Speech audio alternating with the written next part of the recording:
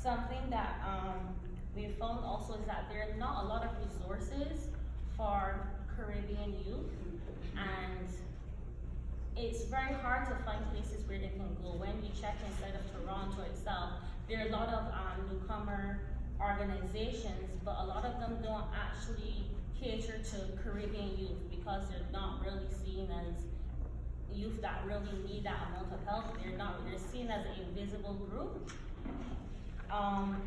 One thing that we have found also is that due to the fact that they end up coming here and they end up overstaying most of the time when their family bring them here, sometimes we have that youth feel that the family tell them to come here and they say, okay, we're gonna help you access services, and they actually don't know what's going on. So they would just stay there for 6 months, a year, thinking that their family is sponsoring them or something, and that's not really what's happening. And they only find out when they come past a certain age.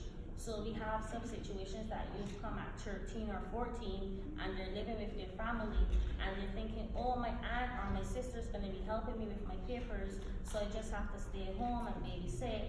But when they turn 18 is when they find out that they were not actually even sponsored. So then they're left in this limbo situation where they're like, what are they gonna do with their life? Because they're not an adult and the family member doesn't really have to take care of them at the end of the day.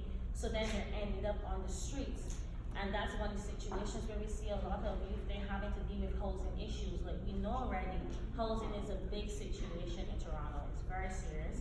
But then people tend to forget as I said before, the invisible group of people that we have. And I feel that it's very important to speak about female Caribbean youth because they're like the invisible group.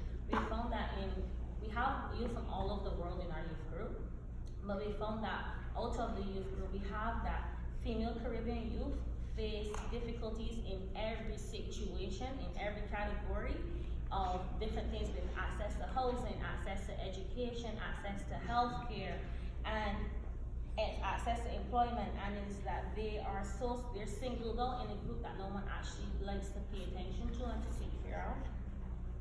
Also, I feel what I can add to this is that when we had I feel like people don't really pay attention to, besides the part of access to housing, we have a lot of youth who then decide, okay, when they turn 18, luckily for us, I'll give an example, we have, because of SCJ Youth Network, it's a youth network that's open to youth of different statuses. It doesn't matter, you can come and you're welcome to the space. We have a program that we've created that we talk about access to education, which is very important. As I said before, we have a lot of youth who come there to get help with trying to go back to school, because a lot of them don't know how it is actually to go back to school. They don't know the process they need to do since they're above the age when they turn 18. What we have is that then they have to, a lot of the students when you come from the Caribbean, they have this situation where